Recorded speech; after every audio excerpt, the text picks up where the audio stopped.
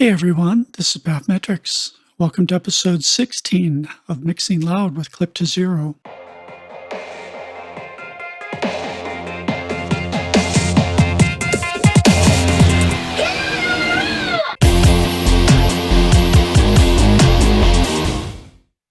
In this video, I'm going to explain and demonstrate some key ideas about EQ bracketing to help focus overlapping sounds into their own discrete areas of the spectrum. And as a quick reminder for people that are encountering this video for the first time, this is part of an entire series called Mixing Loud with Clip to Zero. It's a separate playlist on my channel, and I'm going to assume that you're familiar with some of the other concepts and techniques I've already explained. Now we're going to talk about the rest of the spectrum, and it all revolves around EQs and bracketing sounds with pass and shelf filters in some way. So again, this mid-range sound is a good example. We'll keep working with it. Okay, so when you're bracketing sounds to give them their own focus in the spectrum, their own space in the spectrum, right? Like in this particular mix, with all the other sounds that happen around this rolling bass sound, I want this rolling bass to be focused in this part of the spectrum. I want other sounds to have focus down here, and I want completely different sounds to have focus up here. So that's why we put on typically high and low pass filters to make this kind of bracket shape, and then you can, adjust exactly how wide this bracketed area is by just, adjusting where the filter point sits. Now, generally speaking, if you're going to do it with pass filters, make sure they're gentle shelves. Do not use steep shelves because you're just going to chop up your spectrum in unnatural ways and create big phase shifts and bigger peaks, and it's a problem. Let your sounds merge into each other. You're not trying to, cookie cutter up the entire spectrum. You're mixing the spectrum, right? If two or three different sounds are happening at the same time, maybe one sound will be focused here, another sound might be focused higher up, another sound might be focused lower down, but they're all going to extend and sort of crossfade into each other and still interact with each other because of these gentle pass filters. You want those sounds to mix. You just want to control how much they're mixing and still, kind of focus each one. This is affecting a lot. Even if it doesn't look like a lot of attenuation on either side, it really is to your ears. And 12 dB is enough, right? Now, again, if you need to use a high pass filter on this side, and that high pass filter is going to be down below about 500 hertz on your spectrum, I recommend you try a low shelf instead, just like we did a minute ago with the example. Sometimes that's better once you get down below about 500 hertz, and certainly as you approach the top of the sub-range and the bottom end of the bass range. This is a very sensitive region, and you don't want to overdo it here. You'll just, as David Nazi likes to say, you'll cut the balls off your mix, right? Cut the balls off your guitars. You don't want to do that, okay? He's right. Don't overdo it with these pass filters. Be surgical. Think about it. Try a low shelf if you're anywhere down here with your bracketing, okay? That's the main thing I want to say. And then just some general guidelines. Generally speaking, you want your kicks and your snares to live in the entire spectrum. Do not bracket your kicks and snares. They need to have sounds way up in the high end. They need to have sounds in the low end, and you just let them run full width of the spectrum, and you duck everything else out of their way. And that's how you keep your kicks and snares happy and make them nice and audible and clear in your mix. So kicks and snares are always full spectrum. Now cymbals tend to live up here. And so this bracketing that I'm doing on this end is really so the cymbals can own the ultra high end of the range, almost past inaudibility for older people, right? Certainly up in the 6, 7, 8K range, you want the cymbals to be the prominent thing, and above 10K, that's all cymbals. That's all, that's what you want to own your high end. It's real easy with aggressive mid-bass sounds, aggressive, bright leads and mid-basses and so on, especially the way we sound design them in bass music and stuff. They tend to have a really large amount of high frequency information. high spectrum information. And you can't hear it really clearly. It's just hiss, it's just air. But if you're just letting all of your mid basses and all that air and high end information that's sitting in them merge and sum with your cymbals, all you're going to do is mask your cymbals and make yourself try to make those, drum top cymbal sounds louder so you can hear them. And then you're just making a big, harsh mess up here. It just turns into kind of the high end equivalent of what I've been showing you down in the low end when lots of different sounds interact with each other and there's lots of phasing and stuff. Phasing is a lot less audible up here. What you hear mostly is just this kind of weird, harsh pressure. It just hurts your ears. It just sounds harsh. It just sits on your ears hard, right? You can't necessarily distinguish it as rubbing or rumbling because it's just much too high frequency. But trust me, it's there and it's what makes you say, gosh, that mix is harsh. Oh, that thing's harsh. There's the kind of piercing harsh that happens around 2 and 3K, like where babies cry and scream. There's that kind of ear piercing harsh, but there's also this harsh in the air region, right? In the hiss, the super high hiss. It just can get a little intense and hurt your ears. So it's a common practice, especially in dance music and especially the bass-oriented genres, for us to stick a high-pass filter.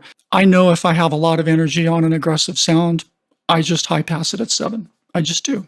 Because the interesting part of the sound I want listeners to focus on, usually lives in the mid-range region, the lower mid-range to the lower parts of the upper mid-range. And I don't want it summing and masking. I want to keep my high end clean. I just want the hi-hat type sounds to own that. The cymbals and the crispy stuff should own that.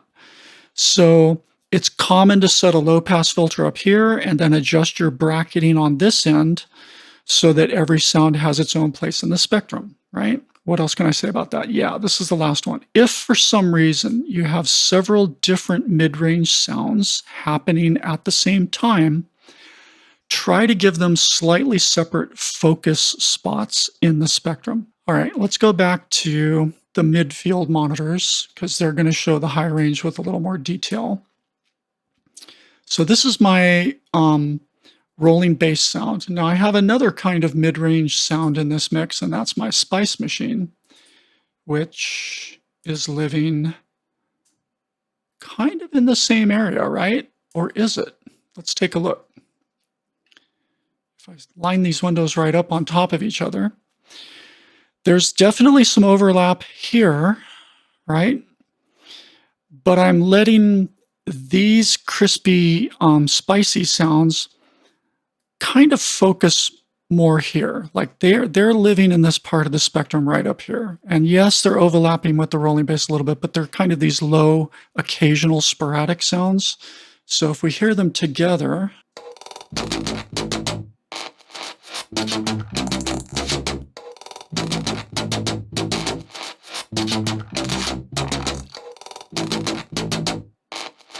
now, you may say, wow, that's a lot of overlap here, but is it? Let's do the masking view just to kind of show you what's happening. If I go grab Spice Machine and superimpose it on this graph. So just look at the bottom graph now.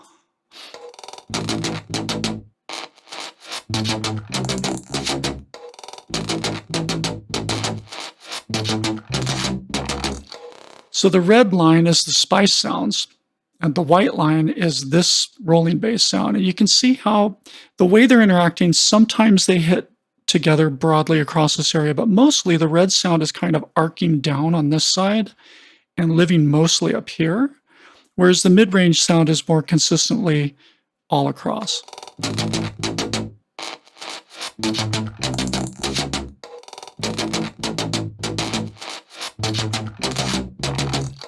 And it's this area right here where we hear the lowest melodic fundamentals and notes of that riff, right in here. And this is where the low end focus of this mid-range rolling bass is. That's mostly owned by the mid-range rolling bass because this shelf is set a little bit higher up the spectrum. It's set at 400. This one's set at 240, plus a lot of energy extends way down here and is pretty prominent, so it's still very high even through this region below the filter point.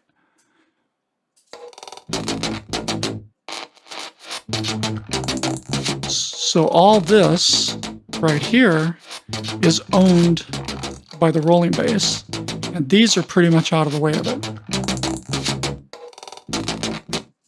And I could make a choice to even take this one and roll it up a little higher, and it probably wouldn't sound that much different, but I wanted some of the mid-rangey things to be a little more prominent. Like I could do something like that to focus it even more.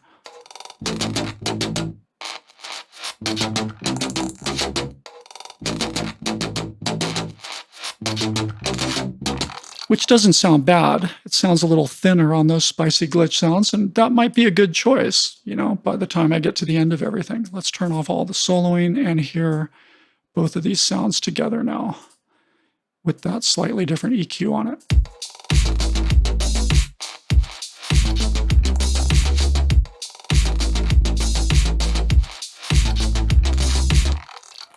Okay, so it just depends. Use your ears, use your judgment, use your subjective taste, but use these EQs to kind of focus sounds and give them their own little general spot of focus in the spectrum that's a little different from each other. And if I had other mid-range sounds happening at the same time of this, like if I had a chord sound, a dark chordal backing sound, I might have it focused in this area of the region.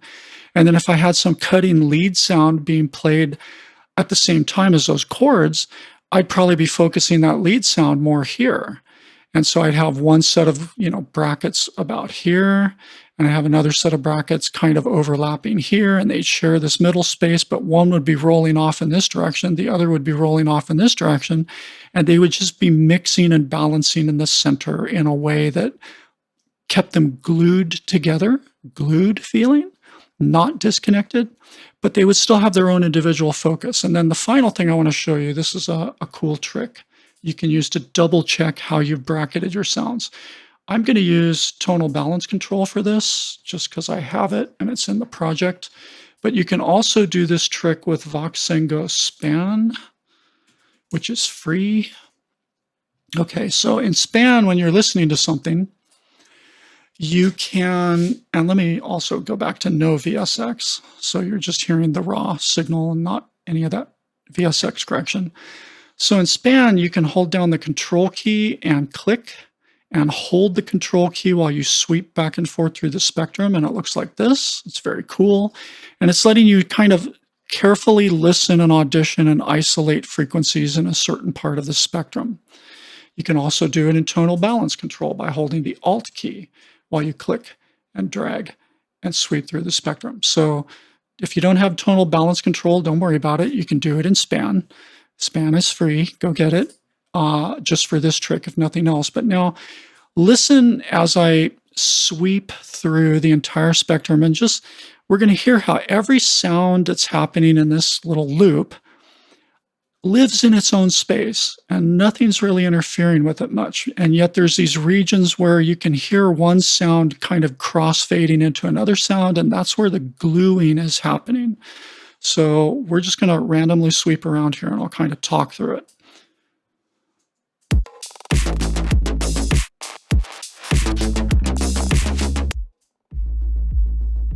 Nothing but my subs. Nice and clean. No rumble, no roughness. I'm right here at 40 hertz. Now as I start moving up, we hear the interaction between the low, beefy bass end of that rolling bass. We hear that little shaky, warbly, wobbly thing from the rolling bass, but it's not interacting with the sub. It's on top of the sub. Sub alone. That sort of glue zone. And now we're going to get up to where the kick and the low end of the rolling bass are starting becoming to own this part of the spectrum. Here's the low thump of the kick on the tail.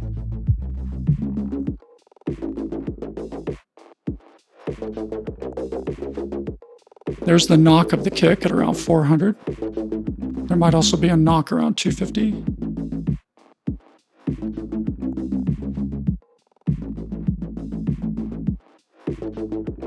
Yeah, most of the knock on this kick's happening at 400. And now you're not hearing any sub, you're just hearing the low end of the rolling bass and the knock of the kick. And now we're really starting to feel the definition of that rolling bass.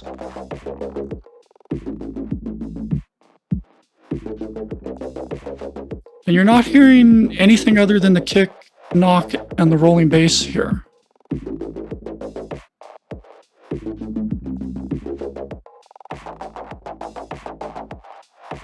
And now we're starting to hear the knock of the snare right around this region.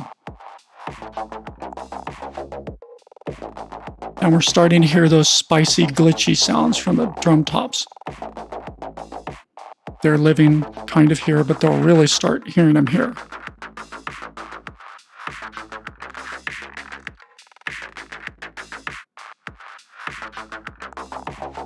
Right? Now, as we get up here, what's taking over is the snare's high-end timbre and the kick's high-end kind of like airy, punchy part of the kick and snare that's up in this range. And we're starting to hear the cymbals. Right there. And now the focus is moving almost entirely to just the nice texture of the cymbals. And a little bit of air from the kick and the snare. They're airy parts of the knock and punch. And then once you get up here, it's just all cymbals.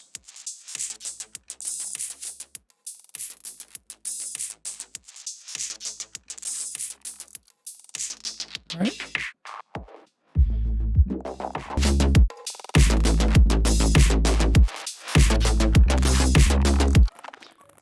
What I don't want to hear is when I'm focusing way down here and soloing just this band, I don't want to be hearing the cymbals. I don't want to be hearing the snare drum, right?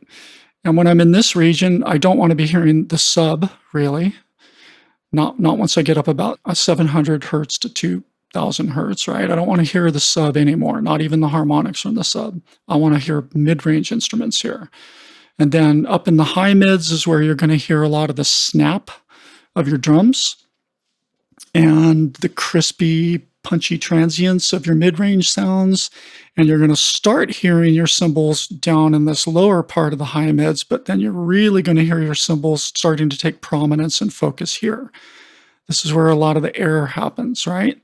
And then as you get up here, it should be mostly cymbals from that point on. And, you know, the other sounds are still there, but it's just the air and hiss from the other sounds at that point. And you're just trying to keep this area from getting too overwhelmed and too built up with, you know, zillions of different sounds all adding up and building up here. You want to keep it controlled. And that's why we use that low roll-off on a lot of our mid-range sounds. So this area can be occupied mostly by your high timbral instruments like your cymbals. Okay, so that's pretty much all I have to say. Thank you for hanging with me, and I'll see you next time.